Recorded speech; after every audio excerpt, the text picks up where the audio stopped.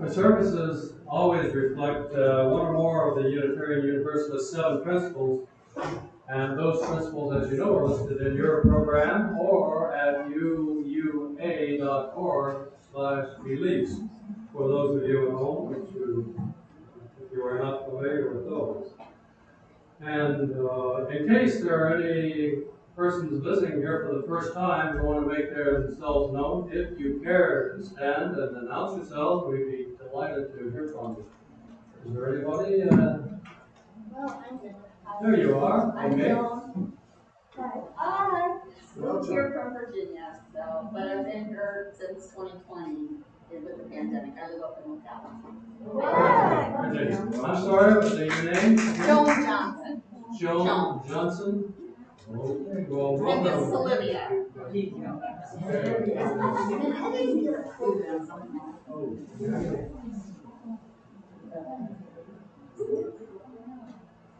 And I will announce our next speaker for next week will be Reverend Ben Borton, who is a Unitarian pastor in the past at Staten Island and I think in Minnesota.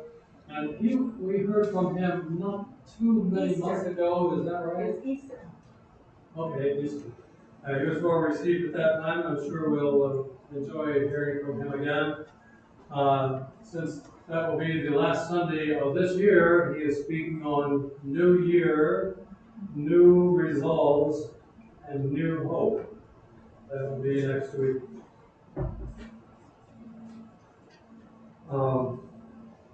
We have some announcements, and I think you have an insert that includes some of them.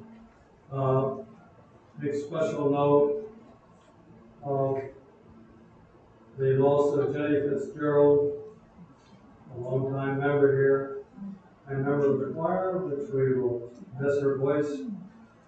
We lost her last Saturday on the 11th.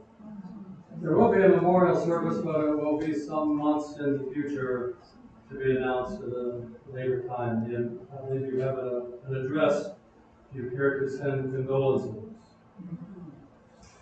Would announce for our Share the Plate is going to the Family Resource Center of Citrus County to be used for sponsoring a Child for Christmas project. Donations can be sent to our address at NCUU Box 94 Holder, 34445. And note on your check or on your contribution that it is for kids project or family resources when you send that in. And one other special announcement to be made. Are there any others that we have missed here? I'd like to ask for John Comer to come forward, and he has a special announcement for us.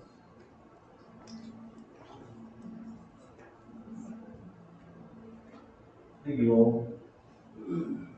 The Nature Coast Unitarian Universalist Fellowship relies upon the contributions of all of our members.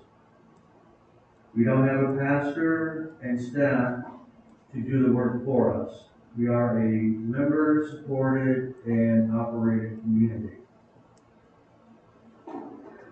And that means some of our members give tirelessly of their time and talents to keep the doors open and our congregation returning. The members of the NCUU Board of Directors have approved establishing the Joan Burnett Volunteer Appreciation Award to recognize some of our members who have contributed to the good of our congregation. We plan to give on a regular basis the award to a deserving individual or group. This month, we would like to recognize the NCUU Sunday Service Committee members, including Pam Ricker, the committee's chair, and the first recipient of the Joan Burnett Volunteer Appreciation Award.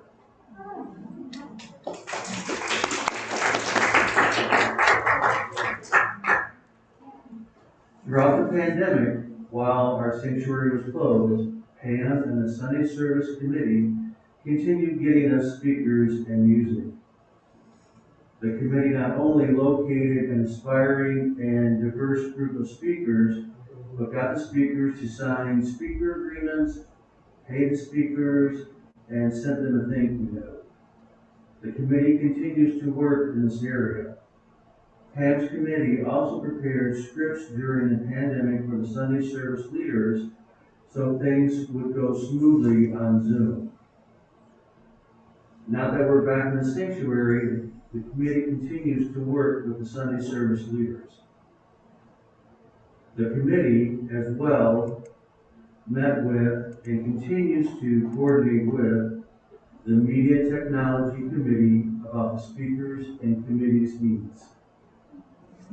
The Sunday Service Committee and Pam represent the best of the selfless service and comprises the essence of the Nature Coast Unitarian Universalist Fellowship.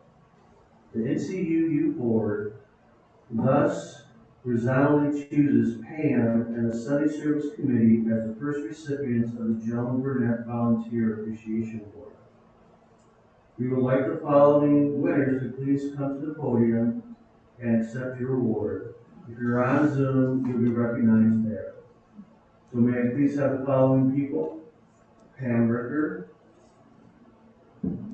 Jean McCauley, Linda Myers, Sally Smith Adams, and Lowell Smith.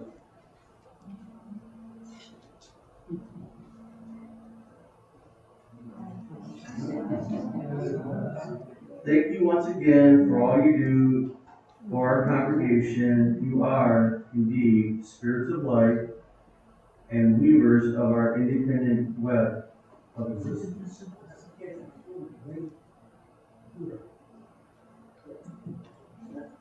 Hold up your certificates and I'll get a picture. Shall we take these off? Yeah, you should. Just hold your breath. Duration of photographs, 100 of a second. Thank you. Amy designed the Oh my gosh. you want to show yours or?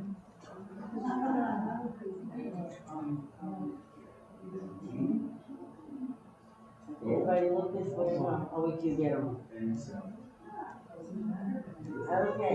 John, you can get the picture too. Okay. Okay, everybody. What? Look this way. Say Christmas. Yes. Thank you.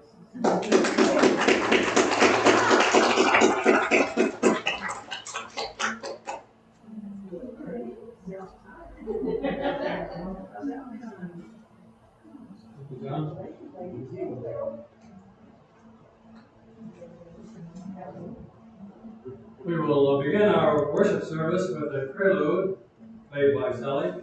And during that time, if you have special joys or concerns, you may come forward and light a candle.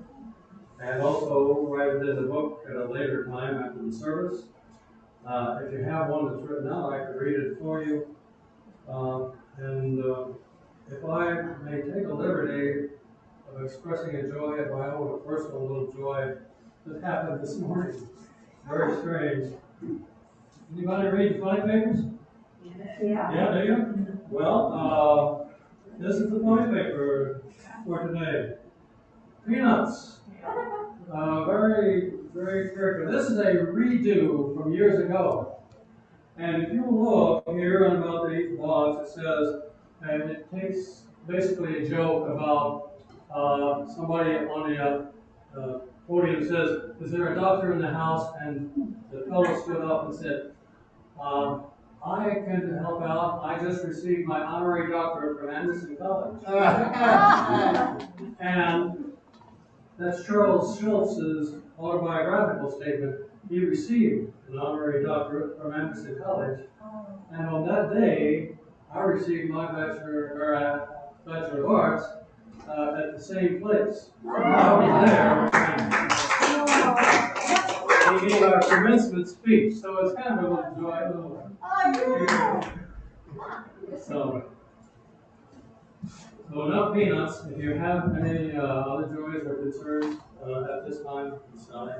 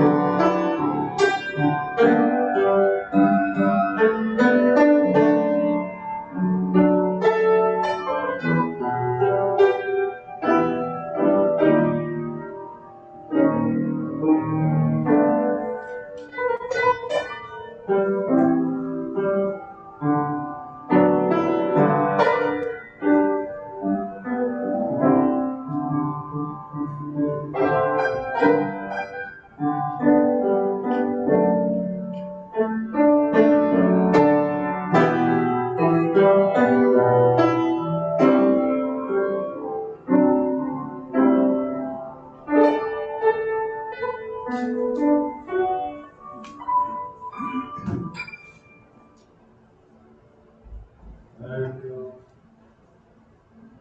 we will now light our chalice light, and I'd like to quote a few words from the Reverend Leah Derlin Jones. As we light this flame, we remember friends and loved ones near and far, and we give thanks. As the fire burns brightly, we open our minds and hearts to new ways of being, and we feel alive.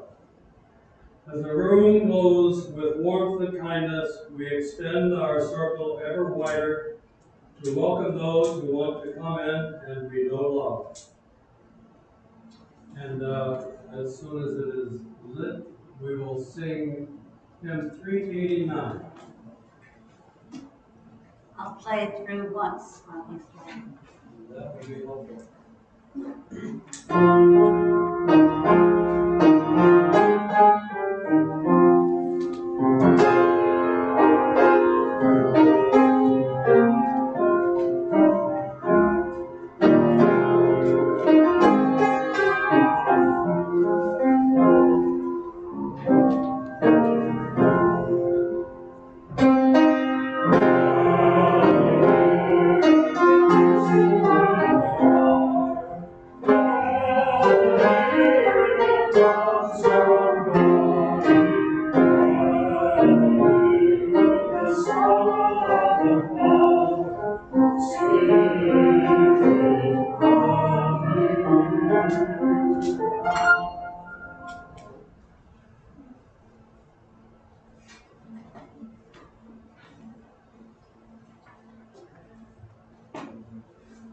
this time we have our first words, special words, which I would like to read, written by Gwen Matthews.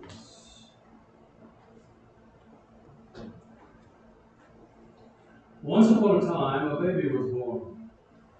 Even before that baby was born, there were people waiting and wishing and hoping for that baby. They believed that the baby would indeed have a warm smile, a strong voice, and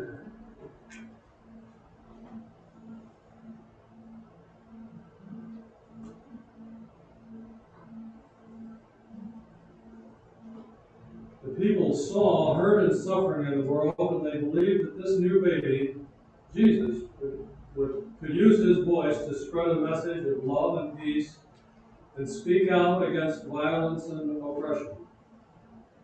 But Jesus wasn't the only baby that people had waited and wished and hoped for. People have waited and wished and hoped for you. Once upon a time, you were born.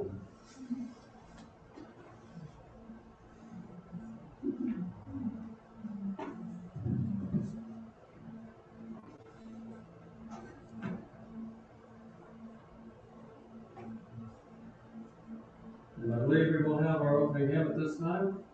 Number 359. Okay. I'll play it through next. 359. So that's the final scene.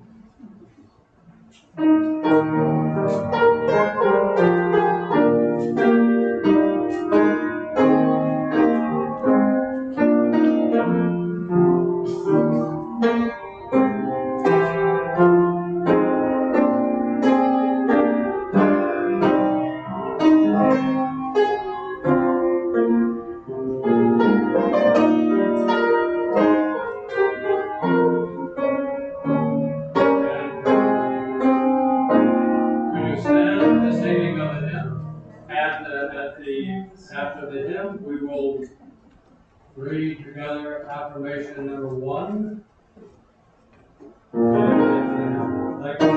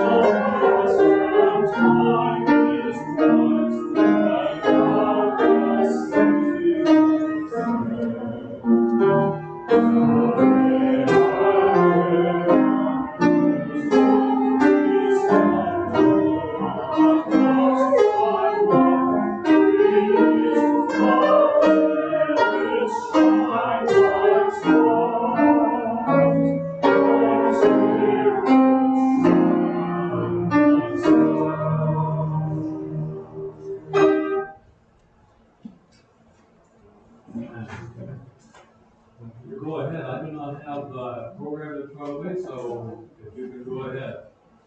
Oh, thank you, sir. You're welcome. Help is on the way. All right.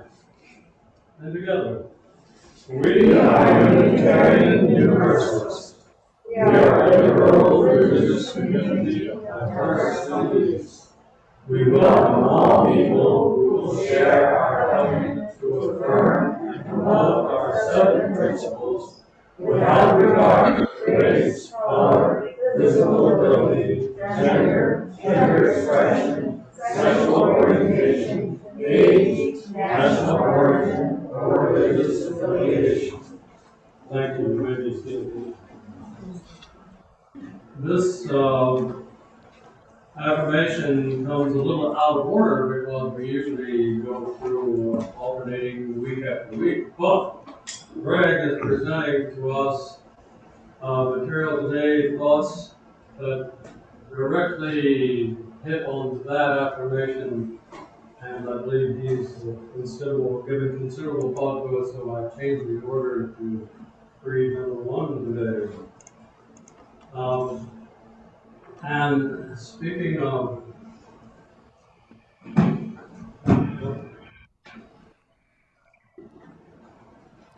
with our first, being the first to try to figure out how to keep the paper straight on here is a considerable project.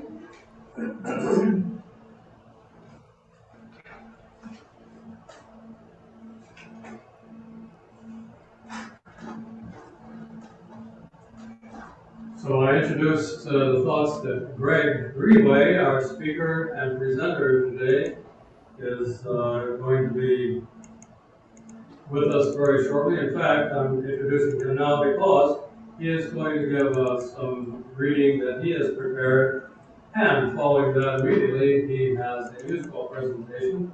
So we will turn the program over to Greg at this time, and welcome. Thanks so much. The reading this morning is from Maya Angelou, and it is in conjunction with what I'm going to talk about later. Perhaps I should be spotlighted. I don't know. For everybody at home, I'm just going to do that, just so everybody can see me. The reading is called On the Pulse of Morning, and it's the poem that Maya Angelou wrote for the inauguration of William Clinton. And I'm just going to read you the second half of it. On the Pulse of Morning by Maya Angelou. History, despite its wrenching pain, cannot be unlived, and if faced with courage, need not be lived again. Lift up your eyes upon the day breaking for you. Give birth again to the dream. Women, children, men, take it into the palms of your hands. Mold it into the shape of your most private need. Sculpt it into the image of your most public self. Lift up your hearts. Each new hour holds new chances for new beginnings. Do not be wedded forever to fear, yoked eternally to brutishness. The horizon leans forward, offering you space to place new steps of change. Here on the pulse of this fine day, you may have the courage to look up and out upon me, the rock, the river, the tree, your country, no less to Midas than the mendicant, no less to you now as the Macedon then. Here on the pulse of this new day, you may have the grace to look up and out and into your sister's eyes, into your brother's face, your country, and say simply, very simply, with hope, good morning. With hope, good morning. And here we have hope.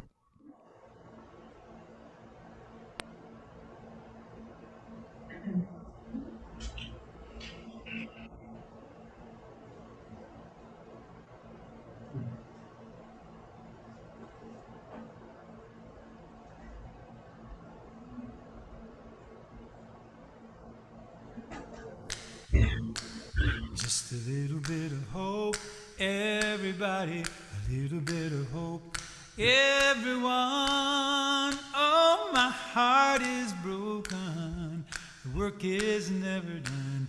You could quit every night, tired of the fight. Then up comes the morning sun, but your heart is still beating. That's where the hope comes from, just a little bit of hope. Everybody, a little bit of hope. Everyone, oh, my feet are tired. This race is barely run.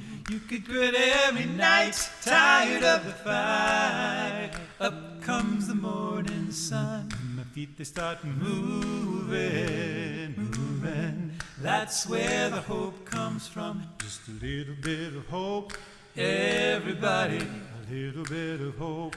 Everyone, oh, my hands are weary. Work is never done. You could quit every night, tired of the fight. Up comes the morning sun, and my hands they start working, working. That's where the hope comes from. Ooh, everybody. Everyone, hands are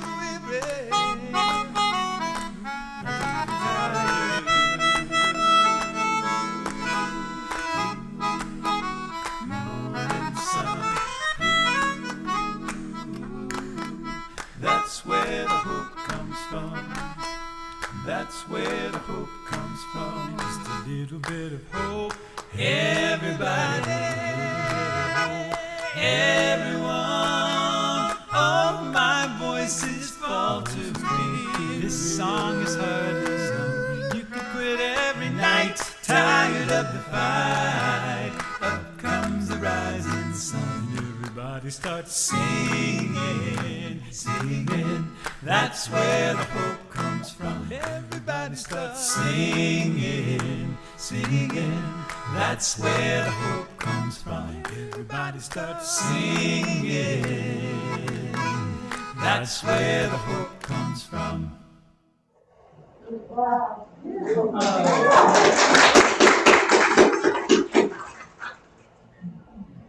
Well, thank you very much.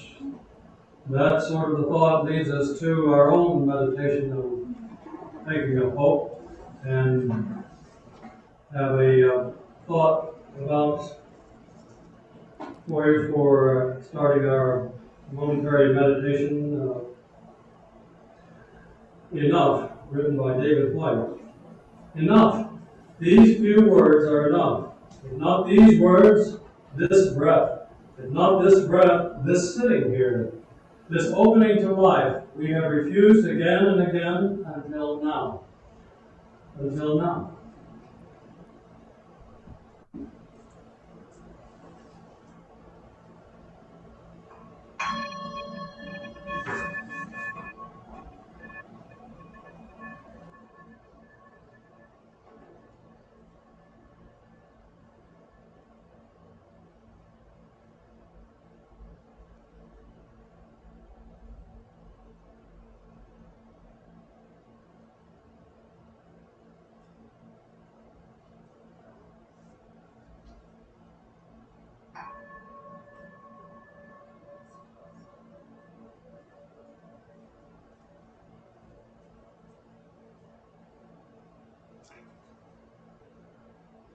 We will now give you an opportunity to share in our offering, to sustain and strengthen this place which is sacred to so many of us.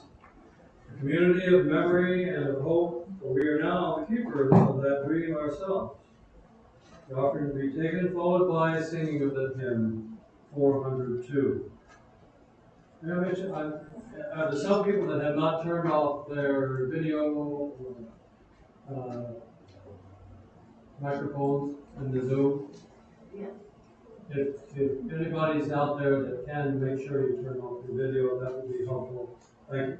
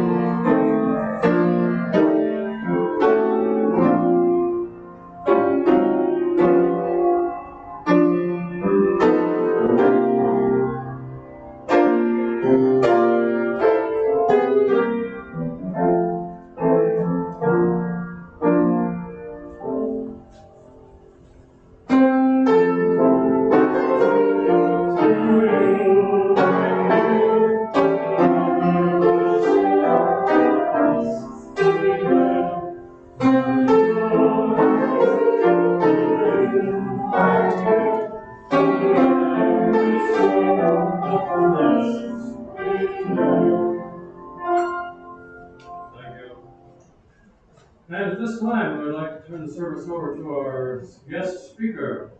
And this is Greg Greenway. Excuse me, Greg. Greg is a musician, as you can see, and has had a long experience of traveling with the trio, which he had great success with. And if you haven't heard it, you can tune in on YouTube to Brother's Son. And they make some very good music. They're a trio, and so you just heard a trio of Greg, but the two other voices. He's recorded quite a bit, and has one little notable, it's like my being connected with Charles Schultz, which I'm really not, but still. He has one moment of fame in the Maliazzi Brothers car talk. They play those little musical interludes in between their sessions. And Greg has one of the tunes that they play named Driving in Massachusetts. So that must be an experience I'm probably happy not sharing. He was born and raised in a city which is the city of statues, Richmond, Virginia, which is now called the city of not so many statues. He realized after a period of time that everything was around him being told and explaining the Civil War as the War of Northern Aggression or other things of that sort, realized that everything isn't exactly as it was painted for him. And on coming to realize and face those things, he thought maybe rather than building statues, building bridges might be a better choice. So I think that's what he has experienced and he's going to share with us this time. And we're very happy to have you here, Greg, and so we'll turn it over to you.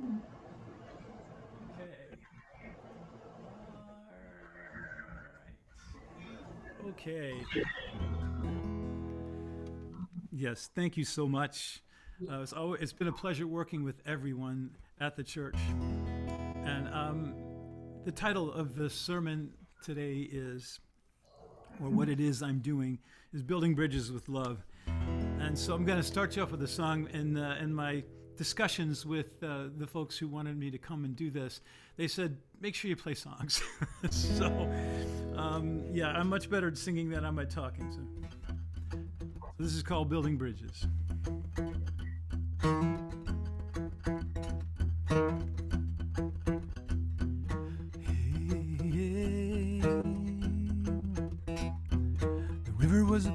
The river was a danger in the dawn of time, a risk of life, a dividing line, boundaries humankind would keep. As long as that river stayed deep and wide, the people lived in a world divided. As forever as a river, so it would be.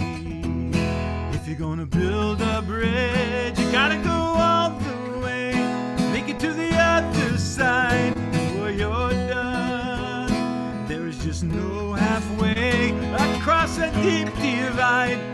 Over the rising tide, you gotta build a bridge.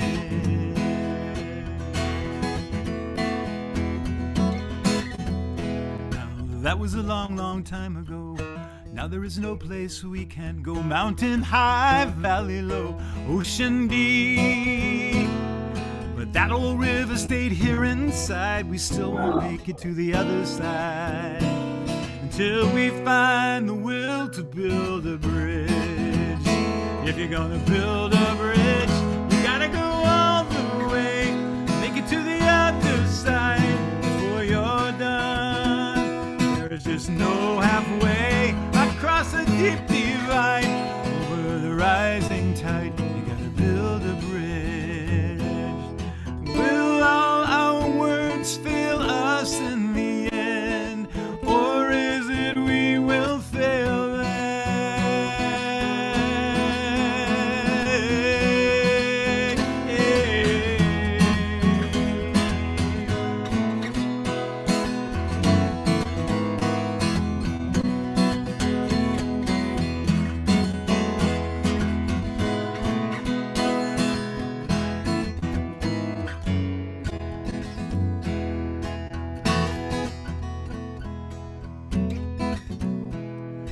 What are the children going to say?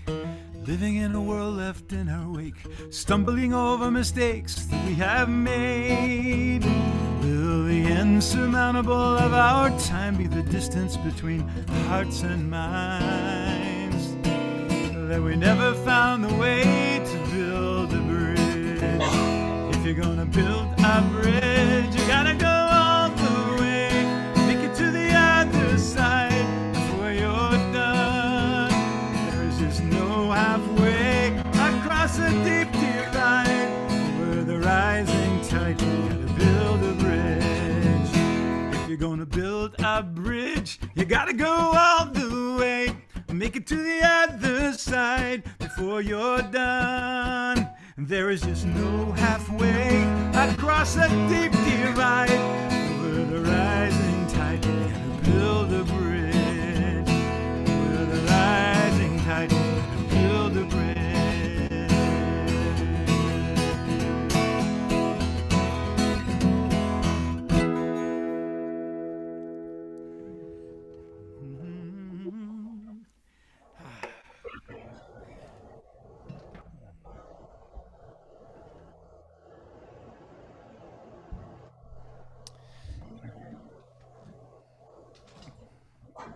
So I have the honor of speaking to you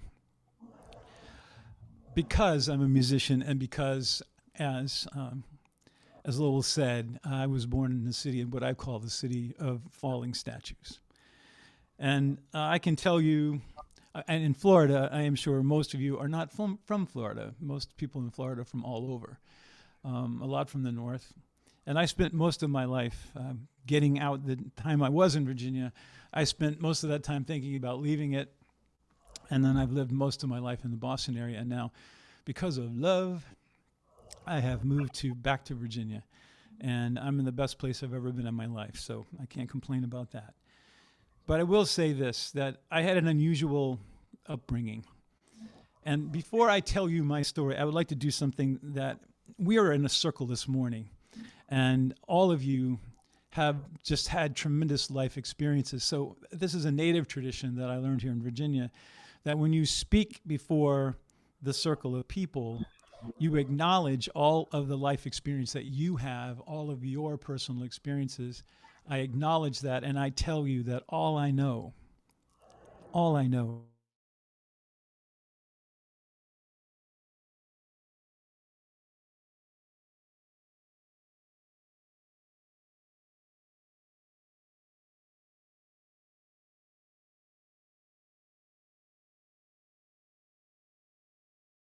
and I think that this will help us move forward the conversation that we want to have about race in America. I was raised beside those statues, 65-foot-high statues of Jefferson Davis, Robert E. Lee, Stonewall Jackson, and Jeb Stuart.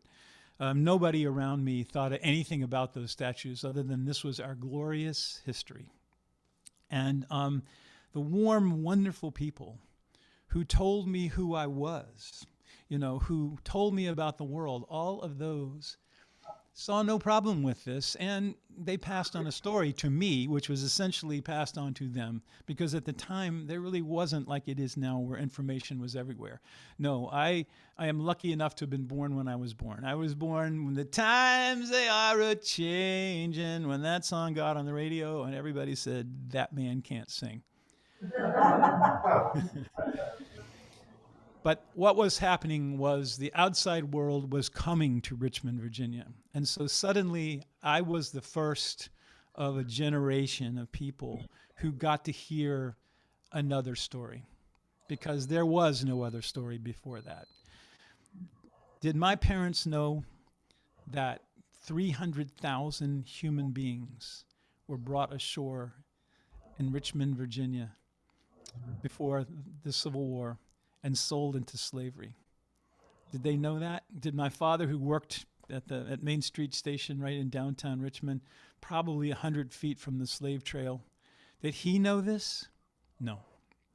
And the copious amount of Virginia history I got, because of course it's a very proud state, and the copious amount of history that I got in Virginia, did they talk about slavery much? No, not at all.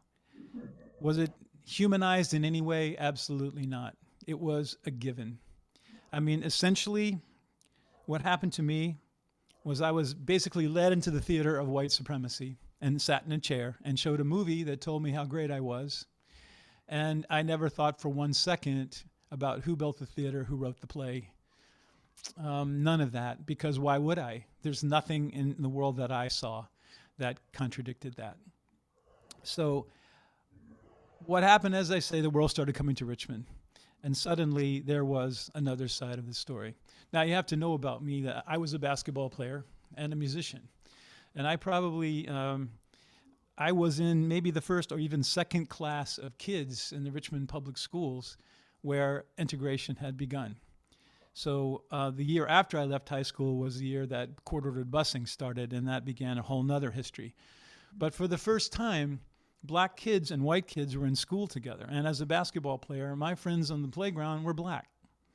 And so I had an opportunity to cross lines in Richmond that many did not or chose not to.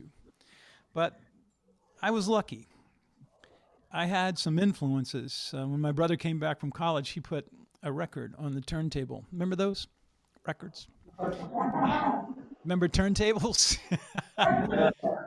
We had a Zenith hi-fi stereo. It had detachable speakers. I would take the speakers off. I would put them on either side of my pillow. And you know, if you take the arm of the turntable, you take the arm and you lift it up and you bring it off to the side, the record just plays over and over and over again. So the record that played in my head over and over was a record called Mixed Bag by a guy named Richie Havens from Bedford-Stuyvesant. Now, you might know Richie Havens because he was the guy who opens the movie Woodstock, you know, here comes the sun. But he sang to me other things. He sang to me a different story than I was hearing and than I was seeing outside of my window. And so much of that music then was doing exactly the same thing. It was giving me a story that I had never gotten before. And so what happens, and this is true about all of us here in this circle, no matter where we were born, we were handed a story, a creation story. Part of it mythology, part of it nostalgia, part of it true, part of it common sense.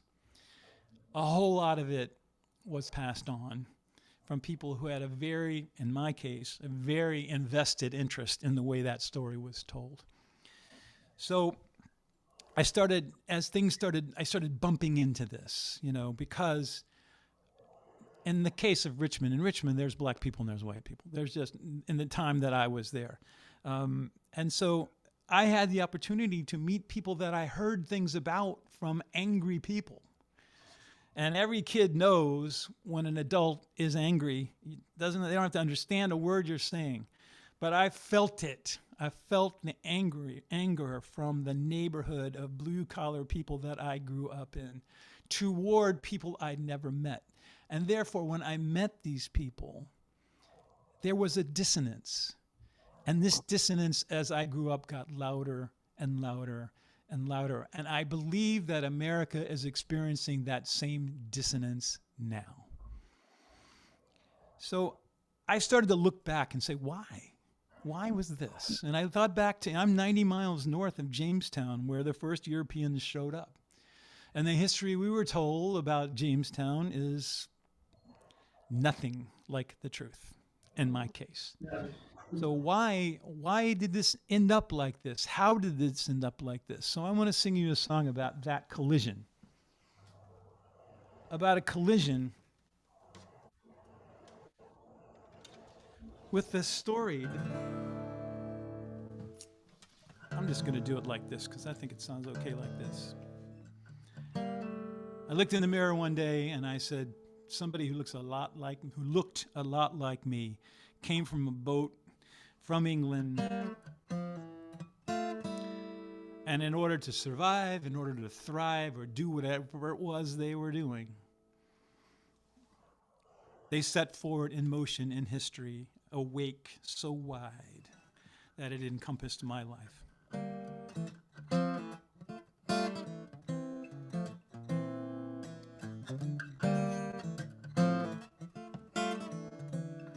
So I'm talking to my ancestors, and in the middle, they talk back to me. I don't know you,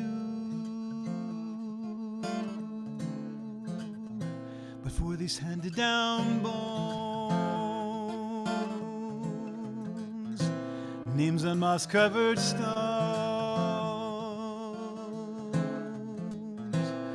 I don't know you, but you arrived,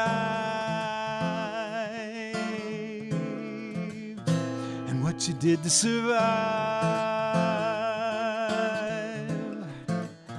you left to wake so wide.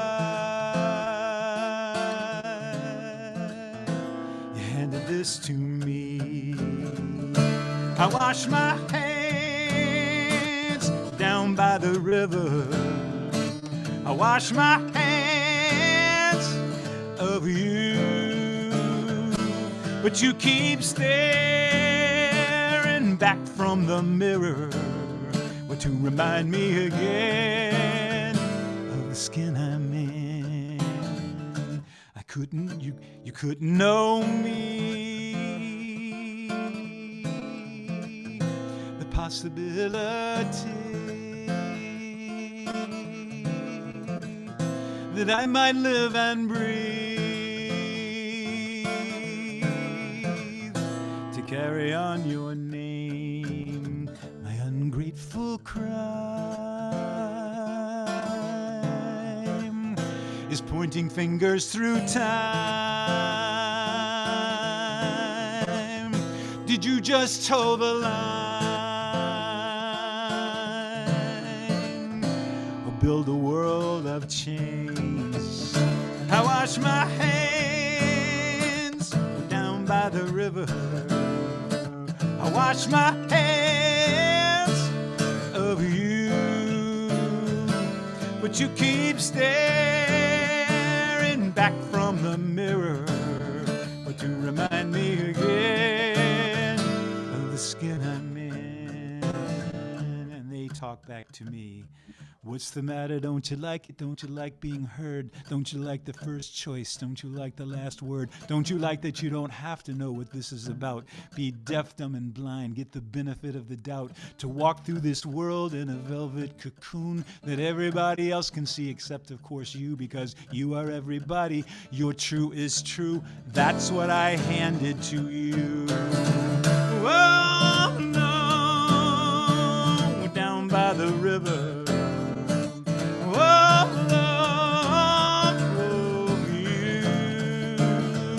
Somebody's talking back from the mirror, but to remind me again of the skin I'm in.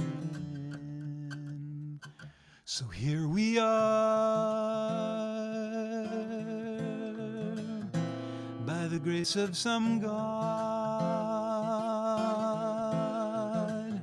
knowing the mirror is flawed. What do we do now?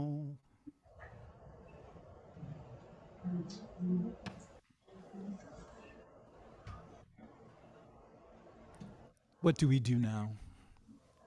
What did I do with it? What did I do when that dissonance got so loud that it took over my view of where I was? Well, I left. And as a white male, that is a luxury I had. I left. I moved to Boston, a place with its own problems. I moved there 1 month after a Pulitzer Prize-winning picture was taken in City Hall Plaza of a black man who was a lawyer going into City Hall, was attacked by a crowd of Charlestown high school students with an American flag. So it's a very famous picture of him being lanced with an American flag. Not completely, but he was assaulted. And so this was Boston, but it was still different than where I was from. But the main thing that we need to know is that no matter where you were from, we were all told a fairy tale of history. We were all given a slanted view, and we were just starting to get the truth and to deal with it. So what does that do to us personally? Because I know in my neighborhood, if somebody said to me, "What's your nationality? You know, what's your history?" I didn't think I had any history. I couldn't have told you. I would have thought, what an inane question. I wouldn't have known that word. But I didn't have to trace it because everybody around me was just like me. My parents made it through a depression and a world war. My dad came back from Germany. We built a house on a street built by the GI Bill. We lived with people who were essentially in exactly the same situation. We had no reason to look outside of that because everybody just wanted to be left alone at that point. They wanted some peace. So they just didn't think about this in the same way because, as I said, when the world started coming in the voice of people like Bob Dylan, they hated that voice. They resented that voice. But fortunately, I was able to overcome my dissonance and leave. But when you leave something behind like this, when you leave your hometown, your culture, you leave something of yourself. There's something of a little bit of self-hatred that you carry with you. And I believe this is a very common thing, and it's manifested in all kinds of ways socially. People call it white guilt or whatever. But it can be paralyzing. I want to read you just a line from James Baldwin. History is not the past, it is the present. We carry history with us. We are history. So we are the embodiment of all who came before us. And I just want to say that if we are not paralyzed by our feelings of fear around how our feelings about race and other people who are different than us, if we are paralyzed by that, then we are destined to sit in that fear for the rest of our lives. And so I want to read you something from John Lewis. It was something he wrote knowing that he was going to die soon. But I think this applies to us UUs very, very importantly as regards to the first principle. If you follow your truth down the road to peace and the affirmation of love, if you shine like a beacon for all to see, then the poetry of all the great dreamers and philosophers is yours to manifest in a nation, a world community, and a beloved community that is finally at peace with itself. Beautiful words. Could be right out of the book, out of the UU book. I had the opportunity to go to Selma on the 50th anniversary of the crossing of the Edmund Pettus Bridge, and I experienced what he's talking about in that, and what we are looking to do with this conversation with ourselves and with the world we exist in, that beloved community. I got to walk with 70,000 people across the Edmund Pettus Bridge. There we were, delighted in our multiplicity, moving in the face of history, moving all together in this joy that is possible. And that's why that song at the beginning, Just a Little Bit of Hope, that song was written from a talk that I heard with a woman named, and her name just went right out of my head. I think you can relate to that. But she was the first black woman elected in Mississippi. And she worked from the time she was 20 years old as the head of the local NAACP and the first elected official where she was registering voters in Mississippi.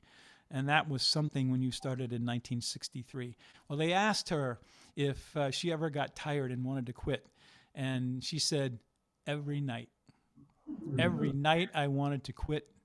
But I woke up the next morning and I knew I made a promise to myself and everyone around me, and my hands started working and my feet started moving and my heart was still beating. And that's where that song came from. And this is what this is how we are charged to go forward. So it's a little bit of a condensation of a very large thing that I do with my friend Reggie Harris called Deeper Than the Skin. Reggie and I have been friends for 35 years. We met at the village gate in Greenwich Village 35 years ago, and we've been talking about race ever since. He's African American. We're both singers. And we get up, and I'm telling you my side of the story today. He tells his, and then we tell ours, and then we answer questions, and it's all through music as well. So I just want to say this to you as I close my talk, that we have come a long way. We have come a long way. I've come a long way. And where we are right now, it's still a long way away from where we want to be.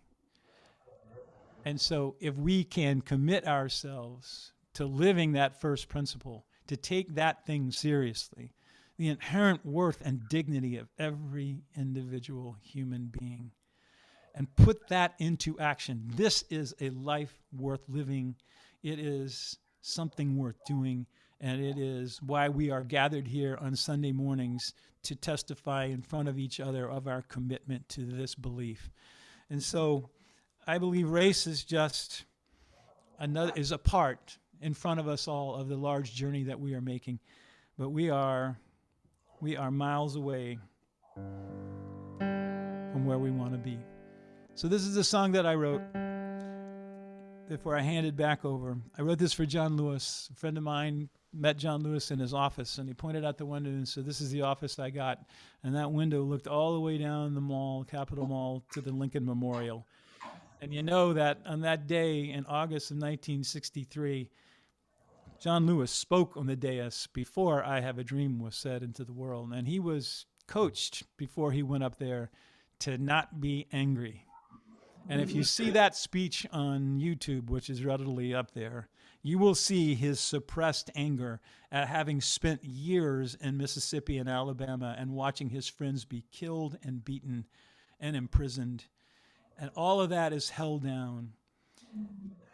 And so the idea that this young man from Little Troy, Alabama, heard Martin Luther King Jr. on the radio and joined that movement same time as Phlanze Brown Wright, that's who I was trying to remember, as a 19-year-old, and gave his whole life to that movement. He looked out there, and I thought of him looking out, and I thought, it's a mighty long way from there to here. So this is a very easy song, which you can sing with me, but don't sing with me in the microphone because it'll be a cacophony, but sing with me in your very own little space. Because it goes like this. I say, it's a mighty long way, and you repeat that. It's a mighty long way from over yonder, from over yonder. It's a mighty long way, it's a mighty long way from there to here, from there to here. Then together, we're gonna take it, oh yes, one step at a time, so that we can make that walk from there to here. Here it is. It's a mighty long way, it's a mighty long way from over yonder, from over yonder. It's a mighty long way from there to here. We're gonna take it, oh yes, one step at a time, so that we can make that walk from there to here. Now every child born is a revolution,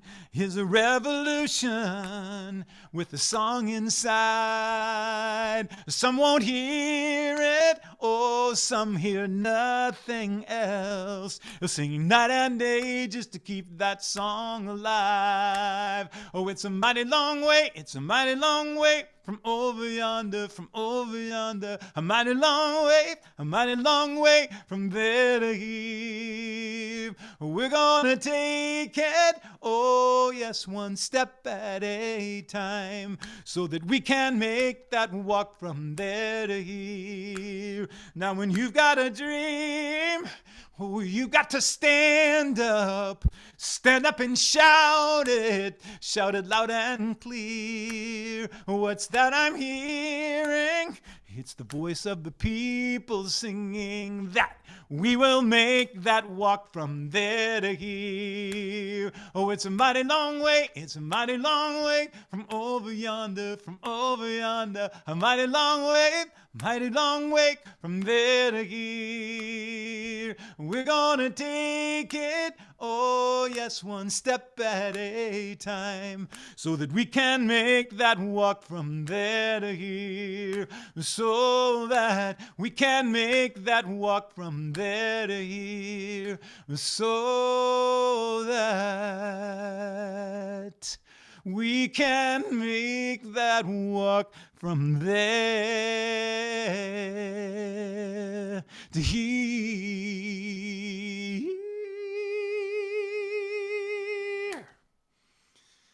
Thank you all so much for listening.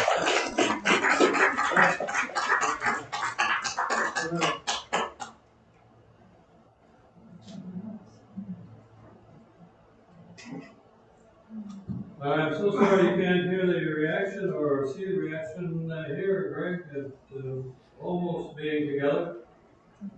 Thank you so much for that presentation. We are going to be talking back and forth with Greg in a little while. We'll be doing that before we have coffee. If you need to leave, it's certainly okay. And do that quietly, and then we'll have some conversation. If you have any questions, get them ready. And we will now do our closing hymn. Maybe. 224. There it is. 224. Let Christmas come. You would stand and sing, and I'll play it through. if you feel like you're able to stand, do so.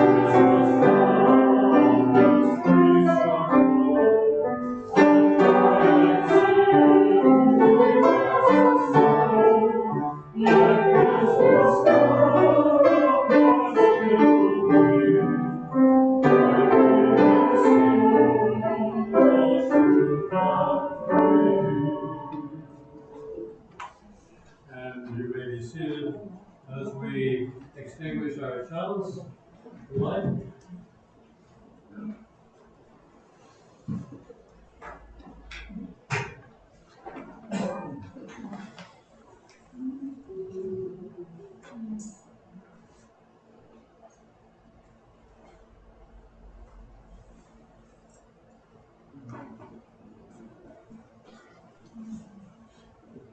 When I say go in peace, I don't mean go in mindless oblivion. When I say go in peace, I don't mean go without challenging yourself or others. When I say go in peace, I don't mean go in utter ease and comfort. When I say go in peace, I mean go in peace, seeking justice. I mean go in peace, committed to equal rights and opportunities for all. When I say go in peace, I mean go in the peace that is created when together we build communities of true solidarity, deep compassion, and fierce, unrelenting love. Go in peace.